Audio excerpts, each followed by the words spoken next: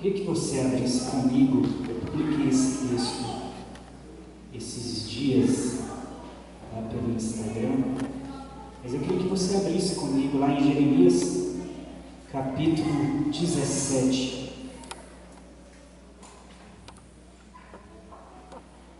No verso 5.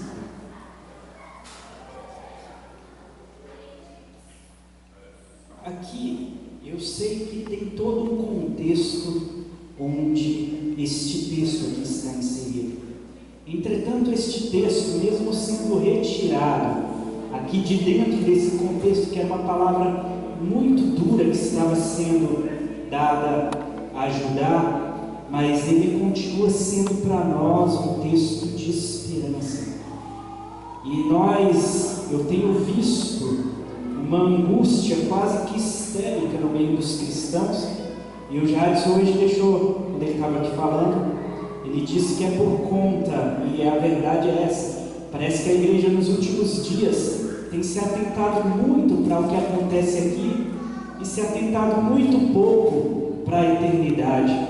Porque quando nós colocamos os nossos olhos no porvir, quando nós colocamos os nossos olhos no vislumbre da eternidade, os nossos corações, eles não desanimam. É como os meninos disseram aqui, aquele texto que está lá em 2 Coríntios, a partir do no capítulo 4, a partir do verso 7, né? Eles dizem ali ao final: abatidos, mas não destruídos. E nós seguimos crendo, principalmente no Senhor. E quanto mais aquele dia se aproxima, mais o nosso coração se regozija. E por isso que eu queria ler isso daqui com você. E uma leitura rápida, nós não vamos nos alongar, porque ainda vai acontecer aqui a Santa Ceia. Mas no verso 5 diz assim: assim diz o Senhor, maldito é o homem que confia no homem. E eu queria que você entendesse primeiramente que em cada vírgula dessa, depois aí dos dois pontos, nós temos aí a conjunção e. Ou seja, para que o homem seja maldito, ele tem que cumprir essas três coisas, não é somente uma. Ele simplesmente tem que se entregar às três. Então maldito é o homem que confia no homem e faz da carne mortal o seu braço e aparta o seu coração do Senhor. Nota que quando ele cumpre esses três critérios, ele se torna maldito. Não é o único critério que normalmente torna este homem maldito. Apesar de que, para mim, esse critério aqui da parte final, e que aparta o seu coração do Senhor, já torna este homem maldito por natureza. Mas, quando você une essas três coisas, e normalmente é isso que nós fazemos quando nós colocamos o nosso olhar no vislumbre, tiramos o nosso olhar do vislumbre da eternidade e nós colocamos o nosso olhar apenas nessas coisas aqui, o que acontece conosco é isso, é o desespero, é a desesperança, é a gente dar vontade até de correr para um lado ou para o outro. Nós entramos num estado de histeria e de ansiedade completa, e não foi para isso que o Senhor nos chamou. E aí ele diz o seguinte: por que será como um arbusto solitário no deserto? Outra tradução aí vai dizer a tamargueira, que é esse arbustozinho. Quem já entrou aí nessas imagens da internet, se você escrever aí no seu celular agora no Google tamargueira e clicar lá em imagens, você vai ver bem como que é esse arbusto. Esse arbusto no deserto, gente, é a cara da desolação, porque ele fica completamente isolado, sendo castigado. Ele é muito resistente, sim, existe resistência nele, mas nós não fomos chamados especificamente para sermos resistência distantes do Senhor. Nós somos chamados para nós resistirmos o dia mal, mas na confiança e na convicção que o Senhor está o tempo todo ao nosso lado. Então resistir desse jeito é muito mais fácil. Agora resistir de modo solitário no deserto é desesperador, é perturbador, é angustiante, é causticante, é triste. Quando nós, entretanto, colocamos a nossa confiança no Senhor e lançamos a nossa esperança, voltamos tudo para o Senhor, amados, fica tudo tão mais fácil. Esse mundo que se perde totalmente em desespero, esse mundo onde as pessoas estão o tempo todo perdendo o chão debaixo dos seus pés. Este mundo onde as pessoas elas vão caminhando para o abismo e no desespero se lançam ao abismo. Eu já ouvi dizer de pessoas que quando chegam num prédio muito alto e estão assim na beirada, dá uma angústia tão grande que dá vontade às vezes de se jogar lá de cima. Eu já ouvi isso de pessoas. Eu, por exemplo, eu tenho medo de altura, eu não sinto um pingo de vontade de me jogar lá de cima, entendeu? É uma coisa que não acontece comigo. Mas eu digo para vocês que estar na beira de um prédio, de um local alto, eu já sinto uma agonia aqui na barriga, eu sinto um negócio esquisito, parece que a minha espinha toda congela e eu morro de medo de altura. Eu não daria, não conseguiria ser bombeiro, exercer a função que o Diego exerce em hipótese alguma. Eu tenho de fato medo.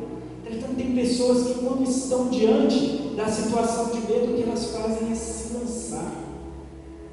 E nós vimos hoje, eu acho bom o que está acontecendo no Brasil hoje, porque o que está acontecendo no Brasil, onde muitas pessoas buscam salvação em tal lugar, numa instituição tal, numa instituição X, numa instituição Y, a maioria das pessoas se esquece do Deus da nossa salvação, que a nossa salvação é o Senhor e unicamente o Senhor. No mundo de total desespero, de angústia profunda, o nosso coração, quando se volta para o Senhor, se enche de alegria, independente da circunstância. Ah, mas eu tenho medo do que o mundo, do que o Brasil pode se tornar. Eu quero te lembrar do que o mundo já é. O mundo jaz no maligno, esse mundo é corrupto, esse mundo é tenebroso, esse mundo é terrível.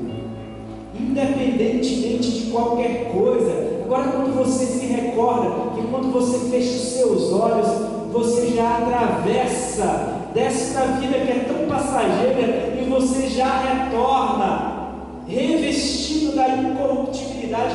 Quando você entende isso, que você foi chamado para a eternidade, não para 20, 30 anos, 40, 50, 60, 70 anos de gozo aqui, não. O nosso gozo é 1 bilhão de anos, 1 trilhão de anos na eternidade, ponto. Isso daqui tudo vira uma sombra, vira algo tão pequeno quando a gente analisa isso. É por isso que Paulo vai dizer: a nossa leve e momentânea tribulação não se compara com a glória que em nós é de ser manifestada.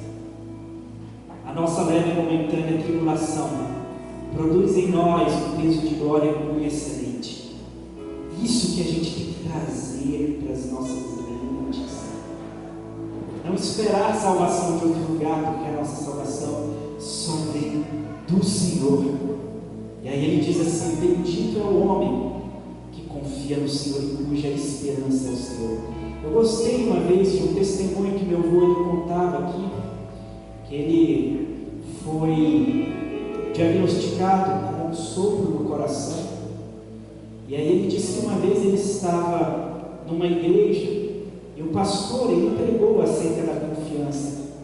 E ele disse o seguinte: que a fé é quando você tem esperança naquilo que você não vê. A fé é a convicção daquilo que você não vê. Não vou dizer nem a esperança. A fé é a convicção daquilo que você não vê.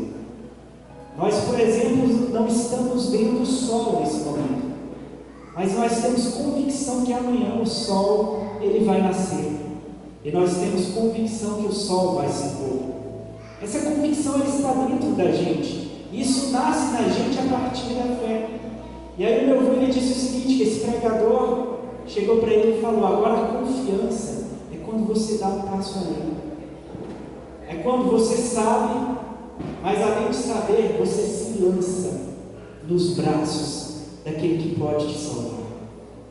E aí eu me recordo, eu utilizei já esse exemplo algumas vezes aqui na congregação, também lá no Novo Gama, que eu falava, que quando você está num prédio ali, que ele está pegando fogo, ele está em chamas, um prédio que está totalmente já ardendo, e o fogo está se avançando, você agora está no terraço desse prédio, e aí de repente você ouve o barulho do helicóptero vindo para te resgatar. Mas por causa da fumaça e por causa do calor, esse helicóptero tem que ficar a uma certa distância de você. E aí aparece ali o bombeiro dentro do helicóptero dizendo para você: vem, pula que eu te pego. Meu amigo, só de ouvir o barulho do helicóptero você já tem fé, não está chegando ajuda. Mas na hora que a ajuda chega e você tem que saltar e se lançar nos braços da ajuda, isso aqui é confiança. Isso aqui é confiança. É quando você se lança nos braços do Senhor. Este mundo ele vai ser consumido por fogo. O que está reservado para aqueles que apenas confiam nessa existência pobre, nessa existência miúda, nessa existência tão podre, o que está reservado para eles é justamente o abismo. Entretanto, nós somos salvos deste abismo interior que já habita a gente. Que quando a gente olha para dentro, às vezes a gente enxerga a nossa podridão, às vezes a gente enxerga o quanto nós somos falhos. O Senhor já nos salva disso. E aí Ele chega e nos convida, é um convite a de fato confiar, a de fato se lançar. E aí Ele diz assim: porque ele é como a árvore plantada junto às águas, que estende as suas raízes para o ribeiro. Ele vai sentindo, as raízes dessas árvores vão sentindo o cheiro das águas, e vai caminhando dentro da terra, e vai cada vez mais se aproximando do ribeiro, e não receia quando vem o calor, mas a sua folha fica verde. E mesmo naquele ano que é turvo, mesmo no ano da sequidão, ela não se perturba e nem deixa de dar o seu fruto. Você está preocupado com o ano de 2023? Não se preocupe. Diante de você está a fonte de águas vivas. Eu digo mais, não só dentro de você está jorrando no seu interior para a vida eterna. Glória a Deus. Não se preocupe, não se perturbe. Glória a Deus. Não fique aí de biquinho com Deus. Não deu certo. Graças a Deus as coisas não acontecem do jeito que a gente quer, porque nós precisamos ser experimentados para que a experiência e a perseverança ela venha cada vez a frutificar mais dentro da gente, nos tornando cada vez mais íntegros, cada vez mais perfeitos, sem que nada nos falte. Graças a Deus, que às vezes nós vemos o nosso inimigo prosperando, porque nós entendemos que o sol nasce para os justos e para os injustos, e às vezes o próprio ímpio ele vai viver regaladamente. Entretanto, quando o próprio salmista, ali no Salmo 73, ele está diante da prosperidade dos ímpios, mesmo diante disso, ele olha para cima, ele olha para a terra e ele diz: o que tenho eu no céu, além de ti? Na terra, não há quem eu queira mais que ti. Isso é confiar. No céu nós não temos nada além do Senhor. Não é ouro que me chama a atenção do céu. Não é rua de ouro. O que me chama a atenção no céu é a presença eterna do meu Criador diante de mim.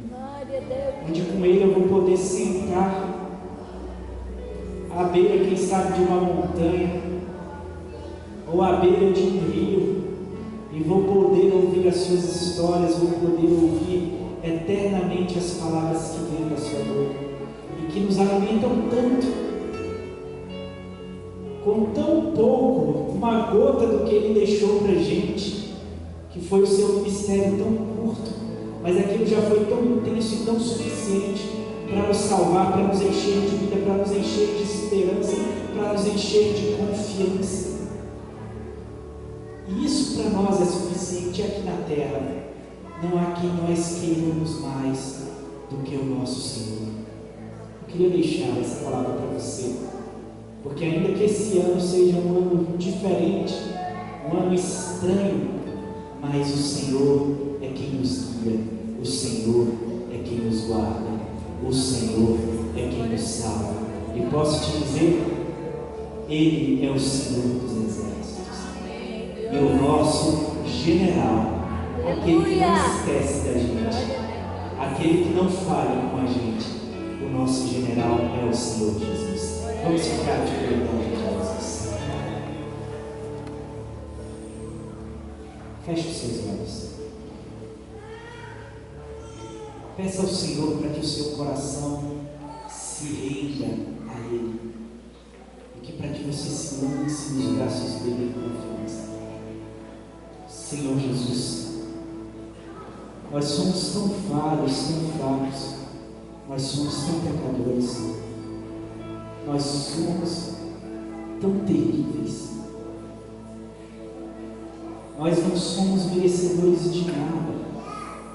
Nosso coração, vez ou outra, se inclina para a idolatria, se inclina para o pecado, se inclina para o mal. Deus, esteja conosco em todos os dias, que no dia bom nós estejamos prontos a te agradecer, e que no dia mau nós estejamos de pé para te louvar. Nós caminhamos à noite, Senhor, mas nós fomos chamados para a vigília, para estarmos vigilantes, para estarmos sóbrios. Mas quantas vezes nós somos tomados de um sono tão forte, de um desejo, de uma dormência tão profunda, e como o Senhor disse aos teus discípulos, naquele dia de terrível angústia, onde Ele estava no jardim das aflições, onde Ele suava sangue, Ele dizia: vigiai e orai, porque de fato o Espírito está pronto, mas a carne ela é tão limitada, ela é tão fraca. E os discípulos adormeciam ao invés de vigiar. Que nós não sejamos visitados por essa dormência, mas que nós venhamos a estar sóbrios. Nós somos filhos da luz, nós fomos chamados, ainda que na noite, como filhos do dia. Nós te louvamos por tudo. Existem pessoas que ainda estão acreditando, confiando em um milagre segundo o que elas querem no milagre. Mas nós nos rendemos ao Deus que, independente do milagre, independente